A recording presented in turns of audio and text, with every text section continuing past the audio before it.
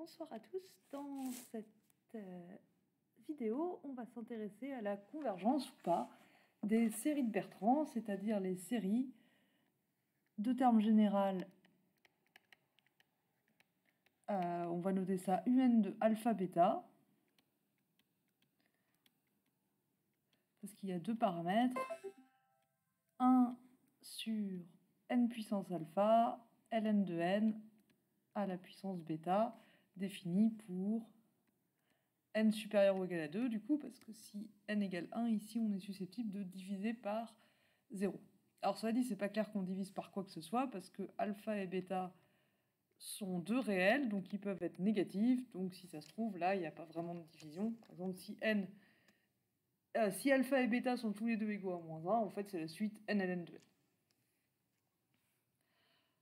n. Donc, on s'intéresse à la convergence ou à la divergence dans ce qu'on appelle la nature de la série somme des UN de alpha bêta. Et évidemment, un peu comme pour les séries de Riemann, dont c'est d'ailleurs une généralisation, eh ben ça va dépendre de alpha et bêta. Alors une première chose qu'on peut remarquer, c'est que quel que soit alpha et bêta, qu'ils soient positifs, négatifs, n'importe, UN de alpha bêta, c'est toujours supérieur ou égal à 0, c'est même strictement positif, donc on va pouvoir appliquer tous nos critères de comparaison, équivalence, Cauchy, d'Alembert, tout ce qui nous aide, tout ce qui pourrait nous aider en tout cas. Ok, donc on va séparer plusieurs cas.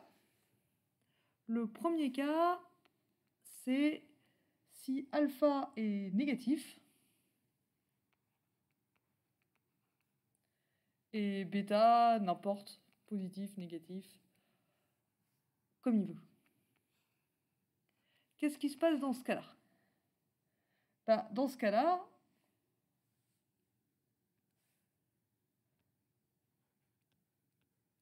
n puissance alpha, ln de n à la puissance bêta, en fait, on peut le réécrire ln de n à la puissance bêta divisé par n puissance moins alpha, et ici moins alpha, du coup, c'est une puissance positive. Du coup, par croissance comparée, si bêta est négatif, il y a des croissances comparées, si bêta est positif, il ne se passe rien. Tout ce bazar-là tend vers 0 quand n tend vers l'infini.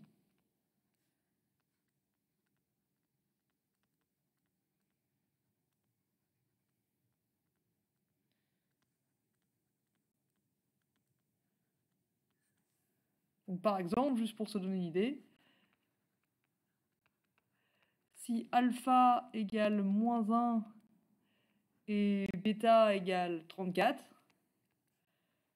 UN de... n puissance moins 1, ln de n puissance 34, c'est ln de n puissance 34 divisé par n. Ça tend vers 0 quand n tend vers l'infini. Évidemment, si bêta est négatif, c'est encore pire, parce que dans ce cas-là, le ln de n est au dénominateur. Du coup, comme vous avez montré au contrôle du mois d'octobre, 1 sur n alpha ln de n puissance bêta, c'est-à-dire un de alpha bêta,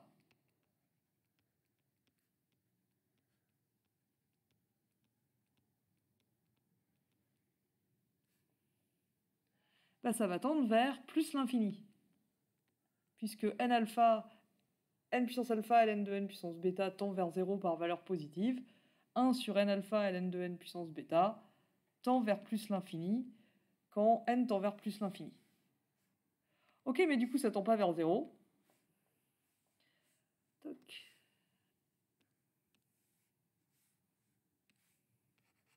Donc,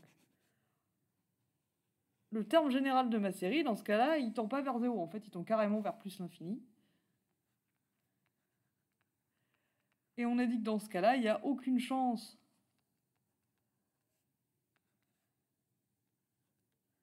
pour que la série converge. On dit que la série de termes général UN de alpha bêta divergent grossièrement. Donc si alpha est négatif, déjà, il n'y a pas d'espoir pour la série, elle diverge, et en plus elle diverge grossièrement. Alors, qu'est-ce qu'il y a comme cas, comme autre cas? Du coup, on va supposer que alpha est supérieur ou égal à 0. Sinon, manifestement, il ne se passe pas grand-chose d'intéressant.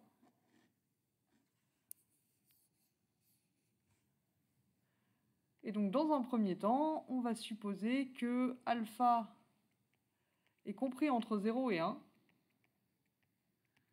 et que bêta est négatif.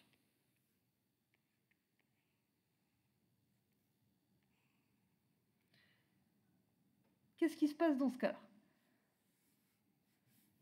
Alors du coup, si bêta est négatif,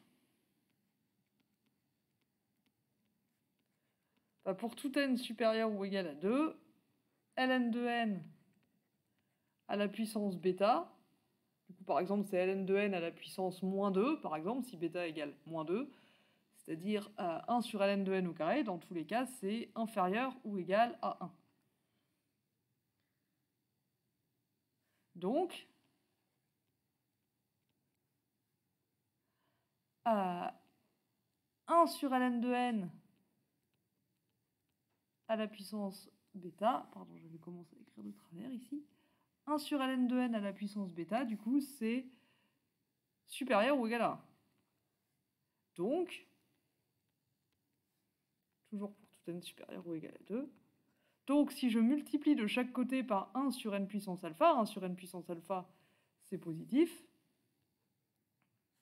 Donc j'aurai 1 sur n puissance alpha ln de n à la puissance bêta, supérieur ou égal à 1 sur n puissance alpha pour tout n supérieur ou égal à 2.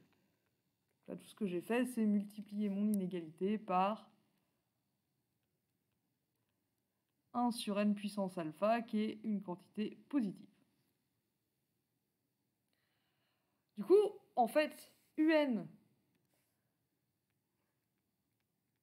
de alpha bêta, c'est lui, hein, c'est supérieur ou égal à 1 sur n puissance alpha. Mais d'un autre côté, 1 sur n puissance alpha, c'est le terme général d'une série de Riemann. Et alpha est inférieur ou égal à 1. Donc la série de Riemann correspondante, 1 sur n puissance alpha, bah, elle diverge.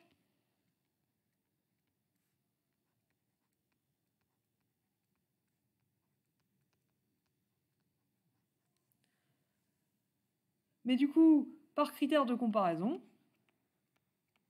qu'on a le droit d'utiliser, hein, puisque un de alpha bêta, c'est positif,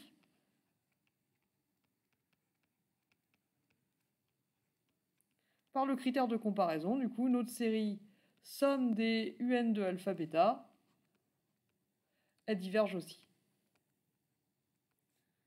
Donc à nouveau, si bêta est négatif et alpha est entre 0 et 1, de nouveau, ça diverge. Ok, bon, est-ce que ça converge parfois ce truc? Alors, le troisième cas qu'on va regarder, c'est toujours alpha entre 0 et 1, sauf que ce coup-ci, 1 va être exclu. Donc cette fois, alpha est dans 0, 1 ouvert, et cette fois, on suppose que bêta est strictement positif.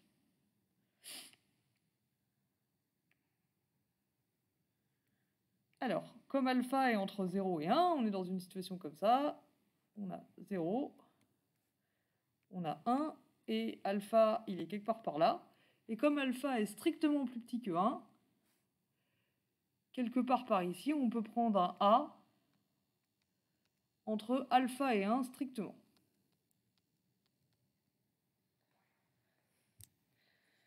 Si on fait ça, à quoi ça sert? Bah, du coup, on peut écrire que pour tout n supérieur ou égal à 2, n alpha ln de n puissance bêta, donc cette fois alpha et bêta sont tous les deux positifs, il n'y a pas de fraction cachée ici, c'est égal à n à la puissance alpha moins a, qui lui est négatif pour le coup, fois n puissance a lui il est positif, fois ln de n, puissance bêta,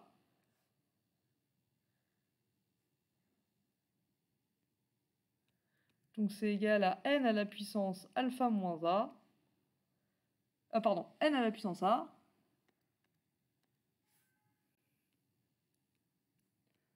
ln de n puissance bêta divisé par n à la puissance a moins alpha. Et a moins alpha, c'est strictement positif. Donc par croissance comparée, comme tout à l'heure, ln de n puissance bêta sur n à la puissance a moins alpha.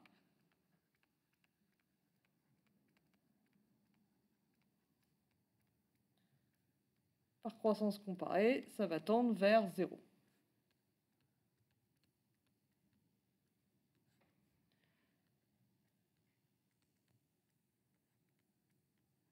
Mais du coup, à partir d'un certain rang, ça va être plus petit que 1.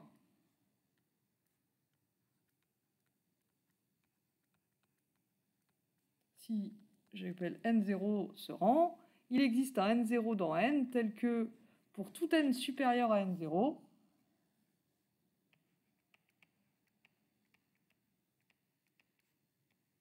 ln de n puissance bêta sur n à la puissance a moins alpha est inférieur ou égal à 1.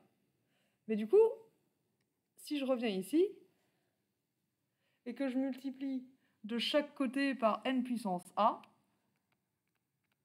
j'obtiens que n puissance a fois ln de n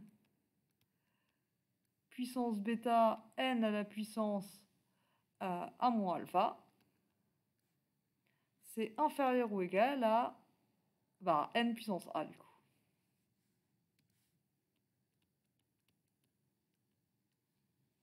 Et lui, on a dit que c'était égal à n puissance alpha ln de n à la puissance bêta. Donc on a obtenu que n puissance alpha ln de n puissance bêta, à partir d'un certain rang, n0,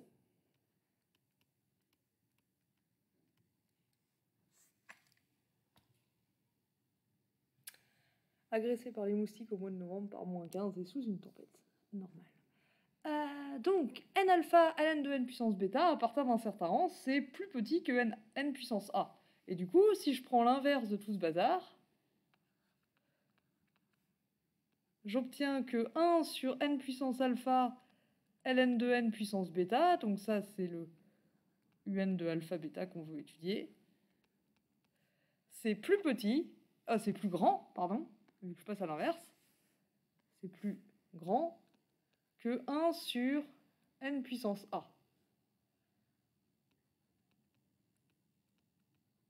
D'un autre côté, a, on s'est débrouillé pour qu'il soit plus petit que 1.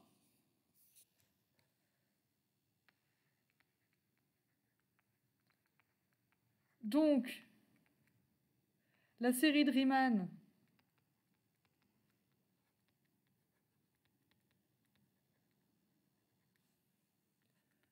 de terme général 1 sur n puissance a diverge. Et donc, comme précédemment, par le critère de comparaison, qu'on applique à partir du rang n0, mais c'est pas grave, ça suffit, hein. On avait déjà parlé.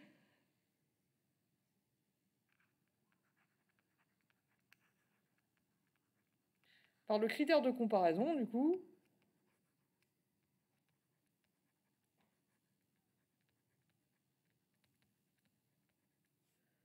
la série de termes générales un de alpha bêta,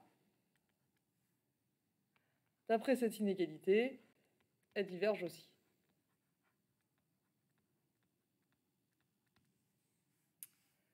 Donc ça converge toujours pas. Dans ce cas-là. Alors, est-ce qu'il y a des cas où ça converge quand même? Donc cette fois, si on suppose que alpha est strictement plus grand que 1,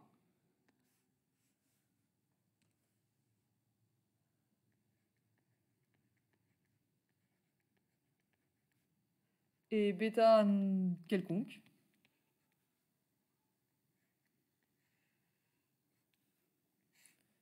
donc cette fois, on est de l'autre côté de 1, on a 1 ici, on a alpha quelque part par là, et ce coup-ci, du coup, on peut caler un petit b strictement plus grand que 1 et néanmoins plus petit que alpha. Alors, est-ce que ça nous aide? Bah, du coup, pour tout n supérieur ou égal à 2, je peux jouer au même jeu. N puissance alpha, ln de n puissance bêta. On peut le réécrire sous la forme n puissance alpha moins b, cette fois n puissance alpha moins b c'est positif, fois n puissance b fois ln de n à la puissance bêta.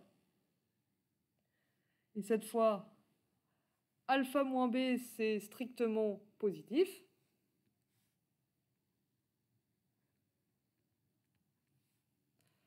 Donc même si bêta est négatif, par croissance comparée,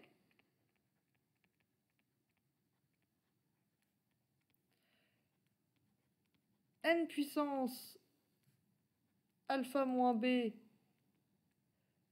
oula, il est très laid ce b, on va le refaire, n puissance alpha moins b, ln de n puissance bêta, même si bêta est négatif, même si bêta c'est moins 8 par exemple, bah, ça tend quand même vers 0, vers plus l'infini, pardon, justement, c'est le n qui gagne, quand n tend vers l'infini.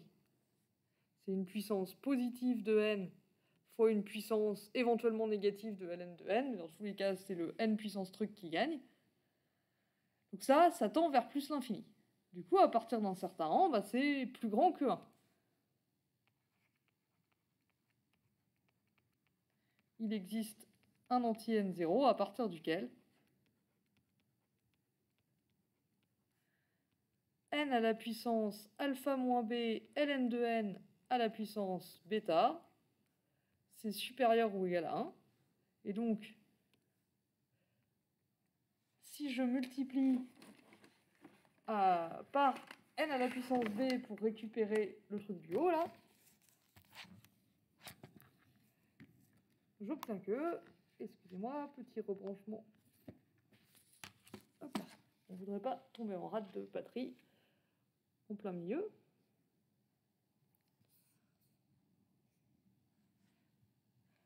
Alors, excusez-moi, ça va pas marcher mon truc. Hop là.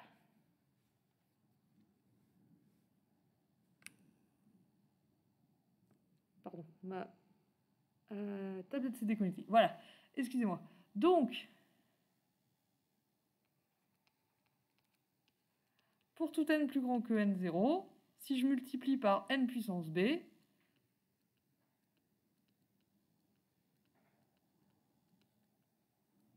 ça va être plus grand que n puissance b, tout ça.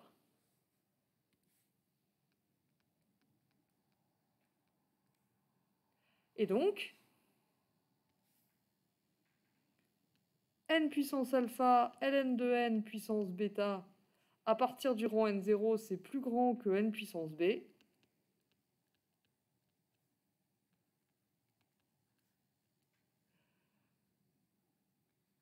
Du coup, si je passe à l'inverse, pour tout n plus grand que n0, 1 sur n puissance alpha ln de n puissance bêta, donc ça c'est toujours un de alpha bêta, ça va être plus petit, puisque je passe à l'inverse, que 1 sur n puissance b. Or, ce coup-ci, b, il est strictement plus grand que 1. C'est comme ça qu'on l'a choisi, hein. On l'a pris plus grand que 1, mais plus petit que alpha. Du coup, la série de Riemann correspondante de terme général 1 sur n puissance b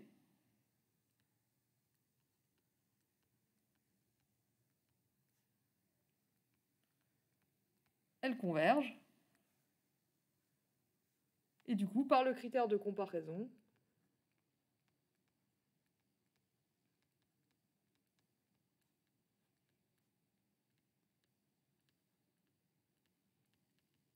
cette fois, la série de termes général UN de alpha bêta, elle converge.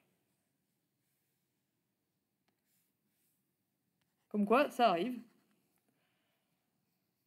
Alors, on a fait le cas où alpha est négatif, le cas où alpha est entre 0 et 1 et bêta négatif, le cas où alpha est strictement plus petit que 1 et bêta positif, le cas où alpha est strictement plus grand que 1, le dernier cas qui nous reste à traiter, et après on aura tout fait,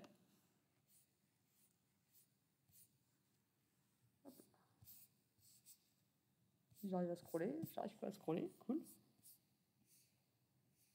Alors, il nous reste le cas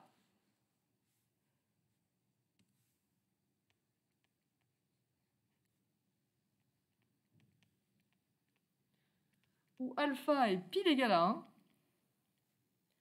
et bêta strictement positif. On a déjà fait le cas où alpha est égal à 1 et bêta est inférieur ou égal à 0, donc ça c'est le dernier cas qui nous reste.